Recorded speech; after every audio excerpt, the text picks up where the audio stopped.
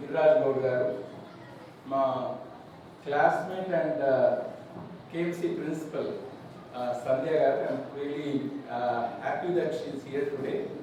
And sponsor Sujit Poonam, because of whom we are able to do this program here, as well as distribute chessboards to all these schools in almost 100 schools across Kazipeta and Hanakonda mandals. And now again my close friend, dear friend, and again classmates, Sandhya, Sanjay, Vinota classmates. So he's the president of Chess Network. So Sanjay has been giving his time for the last 15 months నుంచి ఇక రోజు ఇక నిద్ర లేకుండా చెప్తాను అని అనుకుంటాడు. But and he's happy for that I guess. So మిగతా రాధా గారు, తర్వాత హెడ్ మాస్టర్ గారు ఇక్కడ ఉన్నారు లేరు, అందరి పేరు నేను తీసుకోలేదు, అందరికి తెలియదు.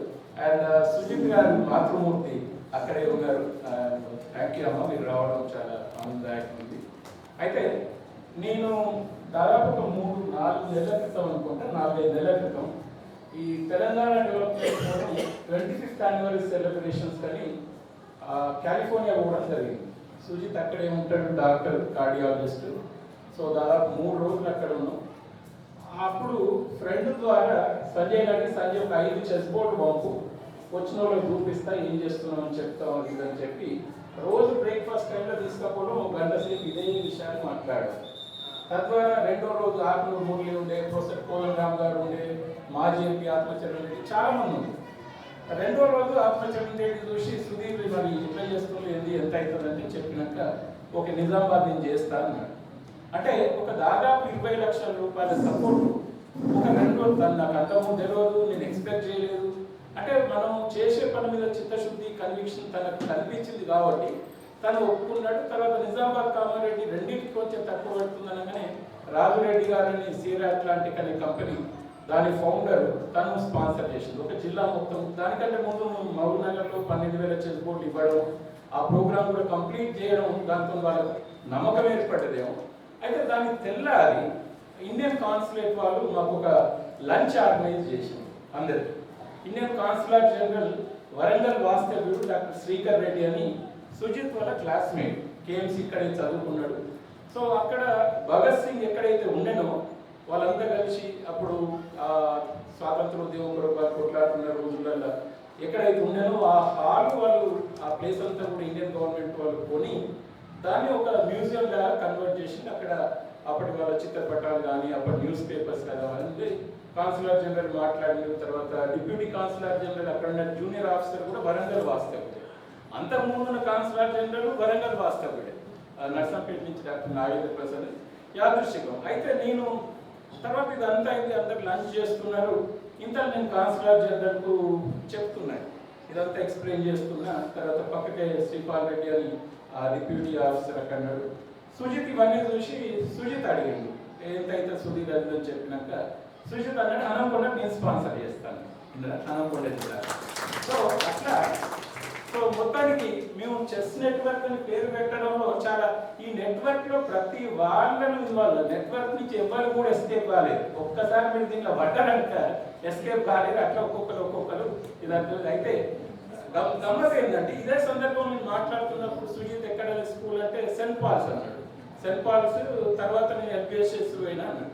అదేంది అటు నుంచి ఇటు వస్తారు కానీ నువ్వు అటుపోయినవి ఏంటంటే ఇది ఫస్ట్ బ్యాచ్ ఇక్కడ ఇంగ్లీష్ మీడియం స్కూల్ స్టార్ట్ అయింది, మా నాన్నగారు కూడా అక్కడే పనిచేసేది కాబట్టి నేను అక్కడికి పోయినా అన్నాడు. సో అయితే ఇక్కడ ప్లేస్ ఎక్కడ పెడదామని మేము గంపాషోక్ సార్ మేమంతా మాట్లాడుతున్నప్పుడు అక్కడ మన పాత జూనియర్ కాలేజ్ ఎదురుగా కానీ తర్వాత లేకపోతే కలెక్టర్ ఆఫీస్, ఫైనల్గా ఈ ప్లేస్ నిర్ణయం జరిగింది.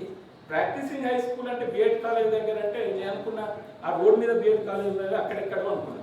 ఫైనల్ ఇదని తెలిసినాక నేను అనుకున్నా సుజిత్కి ఇది రాసున్నది, ఇది 20 ఏళ్ళ తర్వాత మళ్ళీ తన సొంత స్కూల్కి వచ్చి సొంత స్కూల్కి ఇవ్వడం it's a privilege, it's a great thing. And ఇది యాదృచ్ఛికంగా కాకుండా ఇది ఒక కాన్షియస్గా చేయడం అనేది మళ్ళీ మన స్కూల్స్కి రీకనెక్ట్ కావడం, మళ్ళీ మన గ్రామాలకు రీకనెక్ట్ కావడం కనుక జరిగేది ఉంటే తెలంగాణ పరిపుష్టి చేయడం అనేది చాలా ఇది ముఖ్యంగా ఇవాళ విద్యలో. సో అయితే చిన్న నేను ఎక్కువ టైం తీసుకోలేదు. ఇది కోవిడ్ టైంలో నేను అనుకోకుండా ఇండియాకి వచ్చి ఇక్కడ స్టక్ కావడం జరిగింది. ఎప్పుడైతే నేను వచ్చిన ఒక 5-6 రోజులకే లాక్డౌన్ డిక్లేర్ కావడం, తర్వాత ఎయిర్ ట్రావెల్ బ్యాన్ కావడం రకరకాల కారణాల వల్ల ఒక 8 నెలలు, దాని తర్వాత పర్సనల్ రీజన్స్ వల్ల నేను ఇంకొక 5-6 నెలలు ఉండడం జరిగింది. అయితే ఆ టైంలో నేను చాలా క్లోజ్గా పిల్లల్ని అబ్జర్వ్ చేయడం జరిగింది. పిల్లలతో మాట్లాడుతుంటే ముఖ్యంగా సెల్ ఫోన్ అనేది ఎడ్యుకేషన్ కొరకు వాడడం అనేది తప్పనిసరి పరిస్థితులు రావడం, ఆ క్రమంలో విత్ ఇన్ నో టైం మళ్ళీ వీళ్ళు యూట్యూబ్ సోషల్ మీడియాకి అడిక్ట్ కావడం, ఈ తీట క్యారెక్టర్లు ఉంటే దాన్ని ఎలివేట్ చూపించే ఛానల్స్ ఎక్కువ కావడం, దీంతో పిల్లలు ఉన్న కూడా అక్కడ ఇక్కడ ఈ నాటినెస్ మిస్చియస్నెస్ ఎక్కువ కావడం, దాంతో మిగతా వాళ్ళు ఇన్ఫ్లుయెన్స్ కావడం, ఇదన్నిటికీ అడిక్ట్ అయిన తర్వాత వాళ్ళతో నేను మాట్లాడుతుంటే ఓపిక లేకపోవడం, 2-3 నిమిషాలు కూడా వాళ్ళ వినే ఓపిక లేకుంటే నేను అనుకున్న వీళ్ళంతా ఏం కావాలి, వీళ్ళంతా కూడా ఫస్ట్ జనరేషన్ పిల్లలు, తల్లిదండ్రులు చదువుకున్న వాళ్ళు కాదు, వీళ్ళని తల్లిదండ్రుల నుంచి గైడెన్స్ వచ్చే పరిస్థితి లేదు. చుట్టూ ఉన్న వాతావరణం ఊళ్ళలో గ్రామాలలో అయితే చాలా 16-17 ఇయర్స్ అండ్ అబౌవ్ చాలా తాగుడుకు చాలా విపరీతంగా అలవాటు పడ్డది. ఒక దిక్కు అది that is the natural environment. టీచర్ని కూడా పట్టించుకోవడం ఒకప్పటితో కనుక చూసుకుంటే శ్రద్ధ తగ్గినట్టు మాకు అనిపించింది.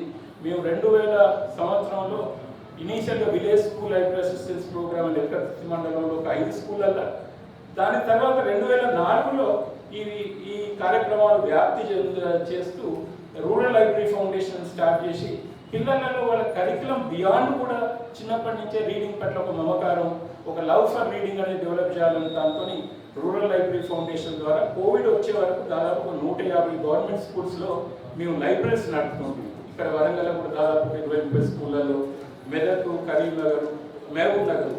సో కోవిడ్ తర్వాత ఇది ఆగిపోవడం, మళ్ళీ తిరిగి స్టార్ట్ చేద్దాం అనుకున్నప్పుడు సంఖ్య పడిపోవడం స్కూళ్ళల్లో, తర్వాత ఈ సెల్ ఫోన్ రావడం, ఇవన్నీ చూసిన తర్వాత మనం లైబ్రరీ అనేది కొంచెం 4 రోజులు ఆపుదాము, అట్లా చెప్పి పూర్తి వదిలిపెడితే కూడా కష్టం ఉన్నప్పుడు మరి ఎట్లా పిల్లలను ఎట్లా కనెక్టివిటీ మెయింటైన్ చేయాలనుకున్నప్పుడు మేము 2000 సంవత్సరంలో మా ఊళ్ళో లైబ్రరీని మొదలుపెట్టినప్పుడు పిల్లలలో ఏదో ఒక ఆట లాంటివి కనుక ఉంటే అట్రాక్ట్ అయితే లైబ్రరీకి అని చెప్పి క్యారెట్స్ అది ఇదంటే క్యారెట్స్ అంటే ఎక్కువ కొట్టుకుంటే సౌండ్ డిస్టర్బెన్స్ అవుతుంది, చెస్ లాంటివి ఉంటే క్వైట్గా ఉంటుంది, అర్థం మీద ఆడుకోవచ్చు అని చెప్పి చెస్ బోర్డులు ఇవ్వడం, దాదాపు 4 స్కూళ్ళలో కూడా ఇవ్వడం, తర్వాత పోటీలు పెట్టడం. మొదటిసారి పోటీ పెట్టినప్పుడే దాదాపు ఒక 57 మంది పిల్లలు ఒక మా ఊరు నుంచి పార్టిసిపేట్ చేసిన దాంట్లో విన్నర్ అండ్ రన్నర్ ఇద్దరు కూడా అన్నదమ్ములు, ఒక ఆయన 7వ తరగతి, ఒక ఆయన 9వ తరగతి. వాళ్ళ తండ్రి అప్పటికే గుడుంబ దాగి చనిపోయింది. అటువంటి ఫ్యామిలీ నుంచి వాళ్ళు చెస్ బోర్డు కొనుక్కొచ్చుకొని దానికి అలవాటై నేర్చుకొని, సో మాకు అనిపించింది ఇట్ మీన్స్ సంథింగ్. అది ఫైనల్గా డిస్ట్రిక్ట్ కలెక్టర్ నుంచి తను ప్రైజ్ తీసుకోవడం, తనకు ఆ సెల్ఫ్ ఎస్టీమ్. అయితే ఈ మధ్యన తనతో మాట్లాడుతున్నప్పుడు సురేష్, తన పేరు సురేష్ చెస్ ఆడుతున్నారు అంటే రోజు ఆడుతున్నా నేను, ఎట్లా ఆడతామంటే నేను ఇంటర్నెట్లో ఆడితే తప్పనిసరి, మా వాడలో ఒక 10-15 మందితో కూడా నేను రెగ్యులర్గా నేర్పుతుంటాను. సో ఇంకెవరెవరు ఆడేదో మీ బ్యాచ్ అంటే చెప్తే ఒక్కొక్క క్యారెక్టర్ వల్ల వాళ్ళు చెస్లకు ఎట్లా వచ్చింది, చెస్ వాళ్ళ పైన చూపించిన ప్రభావం, ఇదంతా వింటే చాలా ఒక వెరీ కలర్ఫుల్ క్యారెక్టర్స్. ఆ 10-12 మంది 15 మంది మీద ఒక డాక్యుమెంటరీ కనుక తీస్తే చెస్ ప్రభావం ఎంత బలంగా ఎంత అద్భుతంగా ఉన్నదనేది అనిపించింది. అప్పుడు మేము అనుకున్నాం maybe this is the way to go అని అనుకొని మా ఊళ్ళో వినాయక చవితి పాండాల్స్ దగ్గర ఒక 17 పాండాల్స్లో మీ చెస్ బోర్డు డిస్ట్రిబ్యూట్ చేయడం, తర్వాత ఒక నెల 15 రోజుల తర్వాత ఒక పోటీ నిర్వహించి బహుమతి విజేతలకు మేము అర్జున్ ఎరిగైసి వాళ్ళ మాతృమూర్తితో నింపేయడం జరిగింది, స్ఫూర్తి నింపుదని. అర్జున్ పేరు ఎంతమంది విన్నారో ఒకసారి చేతులు ఎత్తండి. అర్జున్ ఎరిగైసి 2-3 చేతులుగా తప్ప కనిపిస్తలేదు, ఇక్కడ వెనుక ఉన్నారు. సో ఇంతకుముందు కోరేరు రంపి, విశ్వనాథన్ పేర్లు చేస్తే చాలా మంది తెలుసు, కానీ అర్జున్ మేము బహుమతి ఎప్పుడైతే వాళ్ళ మదర్తో ఇప్పించినామో ఆ రోజుకు అర్జున్ ఇండియా #1 ప్లేయర్, వరంగల్ వాస్తవ్య, 20 సంవత్సరాలు విన్నారా. ఇప్పటికీ కూడా ఆయన ఇండియా #1 అంటే దాదాపు 2 సంవత్సరాల తర్వాత కూడా ఈ స్టిల్ ఇండియా #1. ఇండియా #1 కాదు, అప్పుడు వరల్డ్ #2 ర్యాంకింగ్ విన్నారా. వరల్డ్ #2 ర్యాంకింగ్ అప్పటి నుంచి ఇప్పటి వరకు వరల్డ్ #2 నుంచి 5 మధ్యన అటు ఇటు ఇది అవుతున్నది విన్నారా. అయితే మరి ఇంత దిగ్గజం చెస్ ప్రపంచంలో అటువంటి వాళ్ళ పేర్లు నేను ఇంతమంది టీచర్లు, హెడ్ మాస్టర్ల దగ్గరనే అడిగితే 2-3కి మించి తెలియదు వాళ్ళు విన్నారా. మరి ఇది లోపల మంది, ఇది ప్రెస్దా లేకపోతే నిరాసక్తత ప్రజల్లో ఉన్నదా. మా ఊరికి దాదాపు ఒక 6-7 కిలోమీటర్లో ఉన్న జూపాక వాళ్ళ స్వస్థలం, జూపాకలో తెలియదు, మా ఊళ్ళో తెలియదు. వరంగల్లో నేను అర్జున్ గురించి నాకు తెలిసిన తర్వాత ఒక 20 మందిని అడిగితే 20 మందిలో ఒక 2 తప్ప అర్జున్ గురించి తెలియదు. మరి ఇది ఈ పరిస్థితి అయితే మరి ఊళ్ళల్లో తాగుబోతులు అవుతాను, వస్తుందంటే ఎందుకు గారు ప్రకృతితో మమేకం కావడం బంద్ అయింది, ఆటపాటలు పోయినాయి, సెల్ ఫోను లేకపోతే తాగుడు. ఈ నేపథ్యంలో స్ఫూర్తిదాయకమైన విషయాలను పెద్ద ఎత్తున ముందర పట్టుకురావాలని చెప్పి అర్జున్ ఇక్కడనే మేము కాలోజీ కళాప్రాంగణంలో ఒకటి సివిక్ సెలబ్రేషన్ ఒకటి సెలబ్రేట్ చేసినాం. కాలోజీ కళాప్రాంగణం ఓపెన్ అయిన తర్వాత ఫస్ట్ ప్రోగ్రామ్ అదే. సో మీరు చెస్ బేస్ ఇండియా వాళ్ళు వచ్చి, చెస్ బేస్ ఇండియా అనేది దాదాపు 335 లక్షల మంది సబ్స్క్రైబర్స్ ఉన్న ఛానల్ అది. ఆనంద్ మహీంద్ర లాంటి వాళ్ళు కూడా రెగ్యులర్గా చూస్తుంటారు. సో వాళ్ళు రావడం, వాళ్ళంతా కవర్ చేయడం, దాని తర్వాత దీని గురించి రాయడం, మాట్లాడడం అన్నీ చేస్తున్న క్రమంలో ఆసక్తి ఉంది. అదే మా దగ్గర మేం చేస్తాం, మా మండలాన్ని మేము చేస్తాం. వచ్చిన వాళ్ళందరినీ చెస్ నెట్వర్క్ అని ఒక గ్రూప్గా ఫామ్ చేసి అతి త్వరలోనే దాని ఒక ఆర్గనైజేషన్ రిజిస్టర్ చేసి ప్రధానంగా స్కూళ్ళల్లో డిస్ట్రిబ్యూట్ చేయడం, గవర్నమెంట్ స్కూళ్ళల్లో అవన్నీ చేస్తూ యాజ్ ఆఫ్ నౌ దాదాపు ఒక 25,000 చెస్ బోర్డుల పైన డిస్ట్రిబ్యూషన్ అయిపోయింది. తెలంగాణలో ఆఖరి గ్రామం అయిపోయే వరకు కూడా మేము కంటిన్యూ చేస్తున్నాం. అయితే ఇది ఒక స్కూల్ వరకే కాదు, నెక్స్ట్ మేము యూత్ తీసుకుపోదామని ఈ మధ్యనైతే కాలేజీలో కూడా చెస్ క్లబ్లు స్టార్ట్ చేసినాం. ట్రిపుల్ బాసరా కిడ్స్ వరంగల్, తర్వాత సౌత్ క్యాంపస్ తెలంగాణ యూనివర్సిటీ, త్వరలోనే కేఎల్సీలో కూడా మేము స్టార్ట్ చేస్తాం. అయితే దాంట్లో దాని ఎంత ఉద్దేశం ఏంటంటే, ఒకటి వాళ్ళు ఫ్రీ టైంలో ఆడుకోవడం, తర్వాత వాళ్ళు సగం కంటే ఎక్కువ గ్రామాల నుంచి వచ్చిన వీళ్ళు కాబట్టి మళ్ళీ గ్రామాల గేమ్లు పట్టుకపోవడం. దానికంటే ఎక్కువ మాకు దాంట్లో కాలేజ్ చెస్ క్లబ్లో వాలంటీర్స్ కనుక ముందరికి వస్తే, ఏదన్నా ఇప్పుడు కేఎంసీ వరంగల్ ఉంటే చుట్టూ 10 గ్రామాలకు మాకు వాలంటీర్లు కావాలి, పోయి పిల్లలకు బేసిక్స్ నేర్పరండి, లేకపోతే టోర్నమెంట్స్ పెట్టండి అంటే పెద్ద ఎత్తున మ్యాన్ పవర్స్ దొరుకుతుంది. కాబట్టి ఇది మనం తీసుకున్న దానికి 1000 మంది వాలంటీర్లు తయారు చేసిన దాంతో మేము కాలేజ్ చెస్ క్లబ్లు మొదలు పెట్టడం జరిగింది. గ్రామాలకు తీసుకుపోయే ముందు వేదికలు లేవు కాబట్టి గ్రామాలలో ఎట్లా చేద్దాం అది అనుకున్నప్పుడు వయా మీడియా మేమేమనుకున్నామంటే చెస్ అడ్డాలని మొదలు పెడుతున్నాం. చెస్ అడ్డా అంటే ఎవరైనా మనకు వాలంటీర్ కనుక దొరికితే ఒక 4 సాపలు వేసుకుని ఒక చెట్టు కింద 4 బోర్డులు పెట్టుతారు, రెగ్యులర్ బేస్ మీద కనుక ఒక రోజుకు 2 గంటలు 3 గంటలు కూర్చుంటుంది. మెల్లమెల్ల జమ అవుతుంది.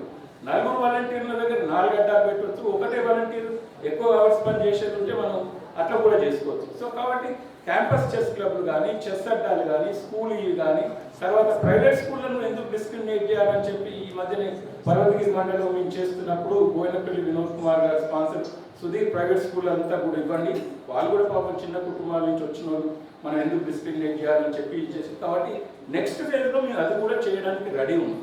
సో కాబట్టి ఒకటి అయితే ఎందుకు మేము అంతా చేస్తున్నాం, చెస్ ఒకసారి ఆటలకు దిగినాక పిల్లలు ఆట అంటే సహజంగా ఇంట్రెస్ట్ ఉంటుంది కాబట్టి ఫస్ట్ వస్తారు, 4 10 మందిలో 1-2 ముందరికి వచ్చినా కూడా మిగతా వాళ్ళు చూడడం మొదలవుతారు. కుదురుగా కూర్చోవడం నేర్స్తారు. ఫస్ట్ కూర్చున్నాక వాళ్ళు ఫోకస్ చేసి ఆడే గేమ్ ఇది అయిన తర్వాత వాళ్ళు ఎదుటోడు కనుక మంచిగా ఆడితే ఓడిపోవద్దన్న తప్పన సహజంగా ఉంటుంది కాబట్టి ఎక్స్ట్రా అలర్ట్ ఉంటాడు.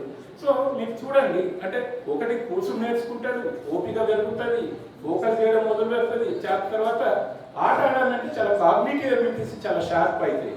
సో కాబట్టి ఇన్ని లక్షణాలున్న గేమ్ ఇది మనం ఒక గేమ్ లాగానే చూడకుండా మనం లిటరసీ ఎంత ఫౌండేషనల్ స్కిల్, ఈ గేమ్ కూడా అటువంటి ఫౌండేషనల్ స్కిల్స్ ఇంపార్ట్ చేస్తుంది. కాబట్టి ఇది పెద్ద ఎత్తున మనం ప్రచారం చేయాలని చెప్పి మేము స్కూల్ ఎడ్యుకేషన్ కమిషనర్ గారు రిక్వెస్ట్ చేసినప్పుడు తను అందరు డిఓ ఆఫీసర్ సర్క్యులర్ రిలీజ్ చేసి చాలా మంది దృష్టికి రానట్టున్నది. ఎంఈఓ గారు కూడా మొన్న మా దృష్టికి రాలేదంటే పంపినాం అది. సో మేము దాన్ని క్యాంపెయిన్ చేస్తాం. కాబట్టి ఈ మెటీరియల్ అంతా కూడా మీకు షేర్ చేస్తాం. ఎంఈఓ గారి ఇద్దరికి కూడా మేము ఫార్వర్డ్ చేసినాం. రేపు బహుశా రేపు కాకపోతే కనీసం నెక్స్ట్ సండే ఈనాడు సండే స్పెషల్లో చెస్ నెట్వర్క్ మీద ఒక పెద్ద స్టోరీ వస్తుంది.